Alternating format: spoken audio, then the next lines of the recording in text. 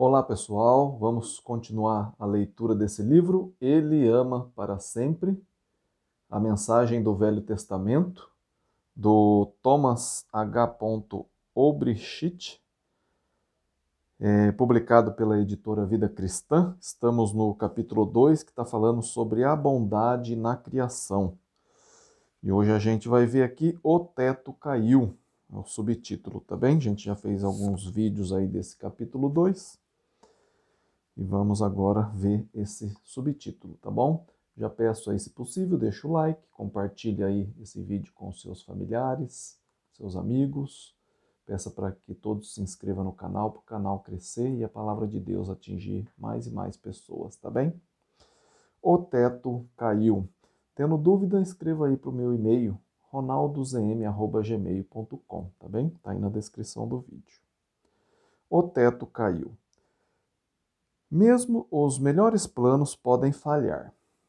Deus criou o universo físico para que fosse uma bênção para as criaturas que fizessem parte dele, especialmente o homem. Mas este decidiu fazer a sua própria vontade, em lugar de obedecer a Deus. Ele comeu o fruto que o Senhor o proibira claramente de comer. Seu ato provocou uma catástrofe, não só para si mesmo, como para a ordem física.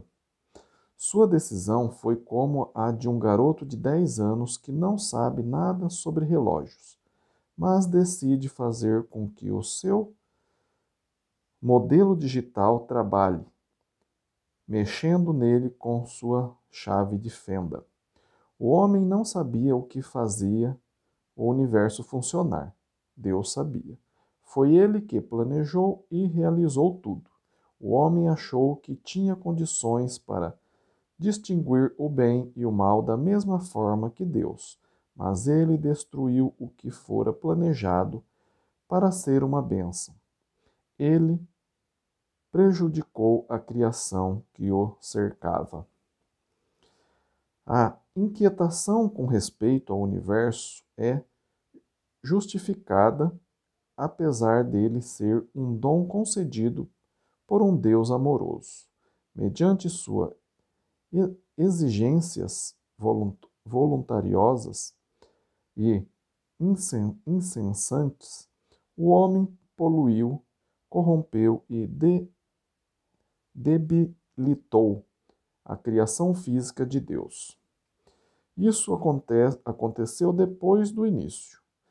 Segundo Gênesis 3, 14 a 19, o pecado do homem levou as serpentes, entre parênteses, e outros animais, está lá em Oséias 2,18, fecha parênteses, a se voltarem contra ele.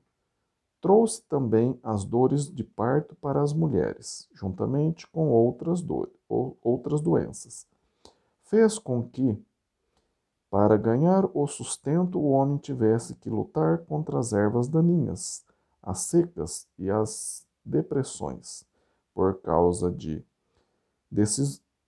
da decisão do homem de seguir seu próprio caminho e não o de Deus, esta terra transformou-se num pálido arremedo do que deveria ser, conforme planejado por Deus.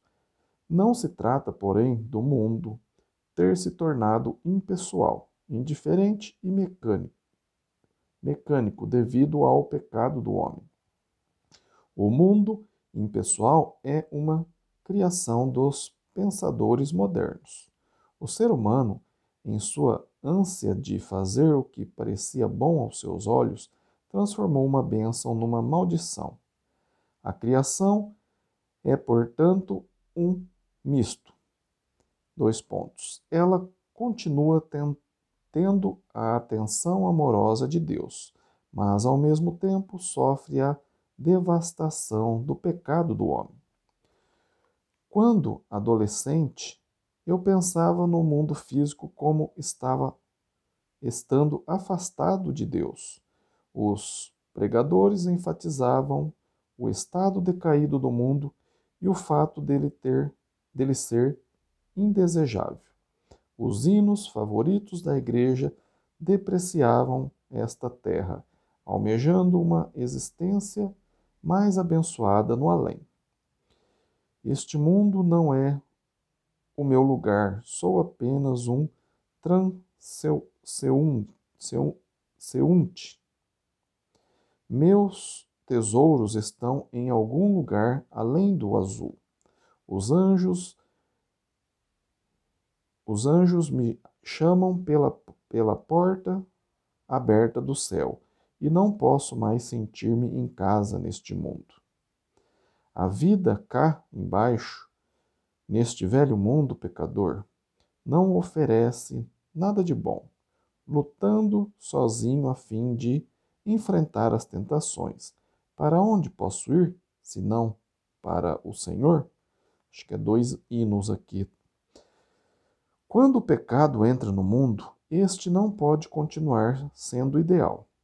Isto não é verdade porque a ordem material é maligna, mas porque o homem é mau? Mas porque o homem é mau. Ele impediu a manifestação da bondade de Deus. O restante da criação é fiel a Deus. Abre aspas.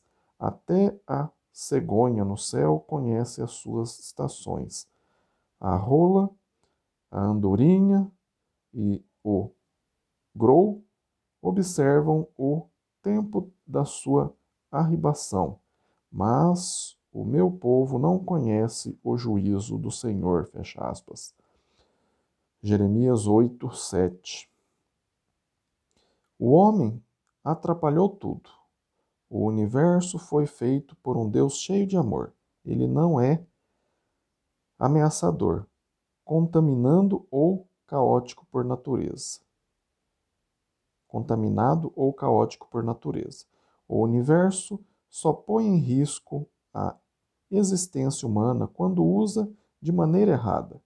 Quem confia em Deus reconhece que a ordem material é obra de um ser amoroso, embora sabendo que a natureza foi corrompida. O outro subtítulo, a mão aberta do Senhor. O amor de Deus é também evidente na manutenção do mundo físico. No Velho Testamento, o amor permanente de Deus se evidencia na própria criação, devido ao trabalho constante dele na mesma. O universo existe momento a momento por causa da presença permanente de Deus. Sua palavra, seu olhar e sua obra determinam se ela, entre parênteses, a criação, vai ser produtiva e frutífera. Quando sua mão se abre, quando ele olha para a criação e seu rosto brilha sobre a ordem criada, tudo vai bem. Mas quando a sua mão se fecha e o seu rosto escurece e se volta, a criação sofre. A conhecida oração de bênção, lá em Números 6, 24 a 26, reconhece que o bem-estar do homem depende da obra contínua de Deus na ordem criada. Deus não trouxe o universo físico à existência e depois descansou para sempre. Ele continua a dar-lhe existência. Ele é criador e sustentador. O Salmo 104 enfatiza o relacionamento de Deus com a criação no sentido de sustentá-la. Este salmista não foi influenciado pelo fato do pecado humano ter reduzido a qualidade da ordem material. Ele estava convencido de que, através de todas as falhas e manchas, a obra de Deus se mantinha evidente. Salmo 104, versículo 27 ao 30. Vivemos numa época em que as pessoas procuram respostas científicas para todas as perguntas sobre o universo físico. A razão é, naturalmente, o surpreendente sucesso da comunidade científica na descoberta da causa da varíola, das ondas aéreas através das quais recebemos os sinais de televisão, dos aspectos físicos do universo, tais como os buracos negros e luas adicionais ao redor de Júpiter, assim como de partículas diminutas, como as, entre aspas, quarks, que dão origem a toda a matéria. Mas existem certas questões que nenhum cientista de bom senso sequer tenta responder no campo da ciência. O salmista, porém, caminha ousadamente até onde os anjos temem andar.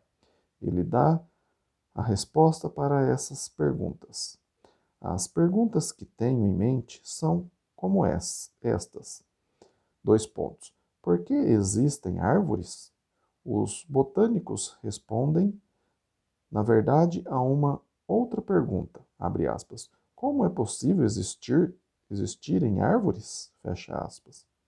Explicando que as raízes extraem os nutrientes do solo mediante a ação molecular. Esses nutrientes são levados através das diversas camadas sobre a casca até as folhas, onde ocorre a fotossíntese, produzindo compostos orgânicos de dióxido de carbono e água. A questão científica básica é esta, 2 pontos. Como isso acontece?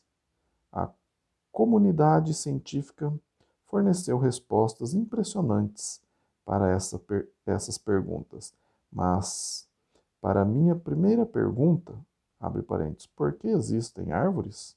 Fecha parênteses, eles não têm respostas. Não existem razões aparentes inerentes para a existência das árvores, embora elas evidentemente contribuam com certas qualidades que equilibram os sistemas ecológicos. O salmista não estava realmente preocupado com este tipo de questão. Ele não diz como as árvores crescem, mas nos conta por que elas crescem, uma noção que escapa à perícia dos botânicos. Existem árvores porque Deus as criou para benefício das criaturas que habitam a terra. Salmo 104, de 14 a 17, abre aspas. Fazes crescer a relva para os animais e as plantas para o serviço do homem, de sorte que da terra tire o seu pão, o vinho que alegra o coração do homem, o azeite que lhe dá brilho ao rosto, e o pão que lhe sustém as forças. Avigoram-se as árvores do Senhor, e os cedros do Líbano que ele plantou, em que as aves fazem seus ninhos. Quanto à cegonha, a sua casa é nos ciprestes. Fecha aspas. Um Deus cheio de amor criou então um mundo em que as características básicas completam e assistem umas às outras. Este mundo continua existindo porque Deus o sustém. A mão amorosa de Deus é manifesta até mesmo na luz e nas trevas. Deus fez a lua para marcar as estações e o sol para prover as horas do dia.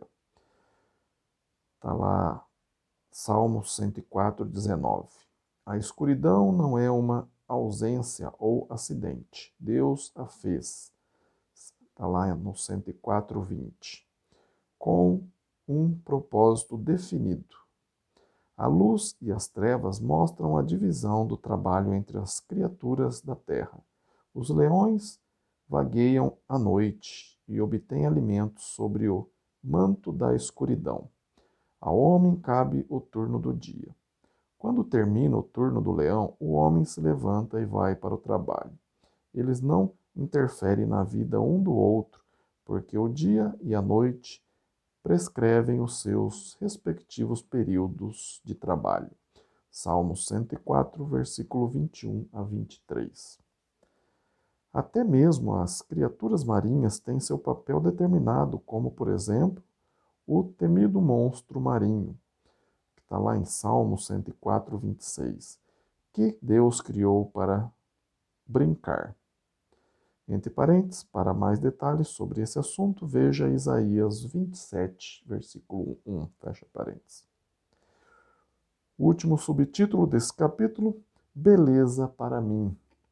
Quase todos nós, aliás, quase todos nós, fomos ensinados, quando criança, a observar a criação como uma obra de amor de Deus.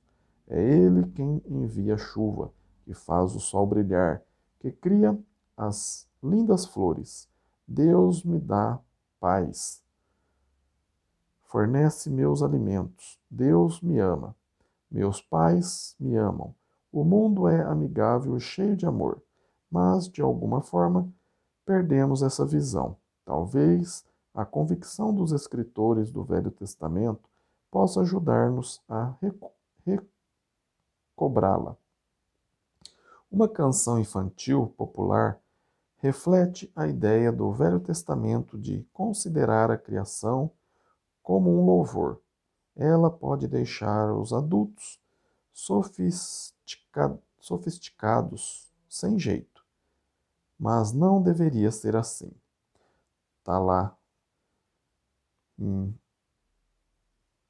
o cântico aqui. Suba a montanha, aponte para o sol, veja a relva, cante cada planta. Meça o arco-íris, navegue pelo mar. Deus fez o mundo inteiro belo para mim. Preste atenção, os passarinhos cantam docemente. Abra bem os olhos para as coisas lindas. Note ao seu redor quanta beleza.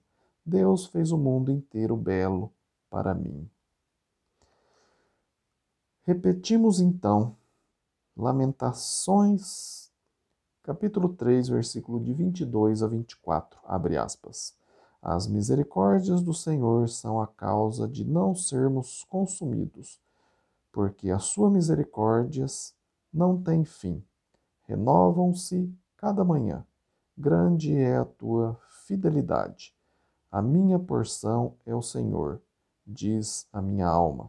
Portanto, esperarei nele. Fecha aspas. Concluímos então aqui o capítulo 2. Depois a gente vai entrar no capítulo 3, que vai falar bênçãos através de Abraão. Se você está gostando da leitura desse livro, Ele ama para sempre, a mensagem do Velho Testamento, do Thomas, publicado pela editora Vida Cristã. Deixa aí o seu like, compartilha aí esse vídeo com seus familiares, seus contatos, suas redes sociais. Peçam para que eles se inscrevam todos no canal, para que o canal cresça cada vez mais e mais pessoas aprendam sobre a palavra de Deus, tá bem? Se ficou alguma dúvida, meu e-mail está aí na descrição do vídeo, é ronaldozm@gmail.com. Terei o maior prazer de tirar suas dúvidas, ter um estudo bíblico pessoal com você ou através de videochamada também, tá bom? Eu agradeço muito o seu tempo desprendido para aprender a palavra de Deus. Fiquem com Deus e até o próximo vídeo. Amém?